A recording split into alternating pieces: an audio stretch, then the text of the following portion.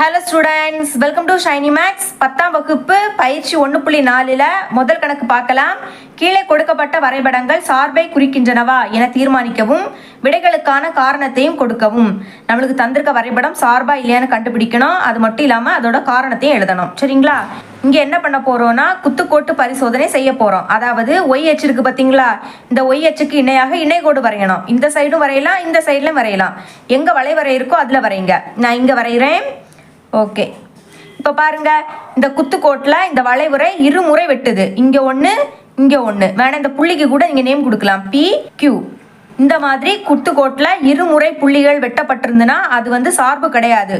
ஒரு முறை வெட்டுனாதான் அது சார்பு. அப்போ எப்படி எழுதிக்கணும்னா, குத்துக்கோடானது வரைபடத்தை இரு புள்ளிகளில் வெட்டுவதால் இது சார்பு அல்ல அப்படின்னு எழுதிக்கணும்.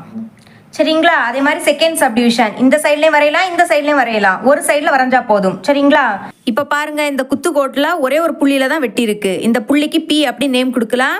ஒரு புள்ளியில வெட்டுவதால் இது சார்பு அப்படின்னு எழுதிக்கணும்.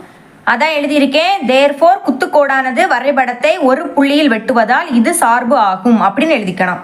ஓகே, இனிமேல் தேர்ட் சப்டிவிஷன், இங்கே நம்ம குத்துக்கோடு வரையலாம். ஓகே, இப்போ பாருங்க, இங்கே ஒரு புள்ளி உருவாகுது, அப்புறம் இங்கேயும் ஒரு புள்ளி உருவாகுது, இங்கேயும் ஒரு புள்ளி உருவாகுது. அப்போ இது பி, இது கியூ, இது ஆர். 3 புள்ளியில வெட்டுது. அப்போ இது என்னது? சார்பு அல்ல. ஒரு புள்ளியில வெட்டுனாதான் சார்பு. அப்போ எழுதிக்கலாம். எழுதியிருக்கேன் பாருங்க. தேர்ஃபோர் குத்துக்கோடானது வரைபடத்தை 3 புள்ளியில் வெட்டுவதால் இது சார்பு அல்ல.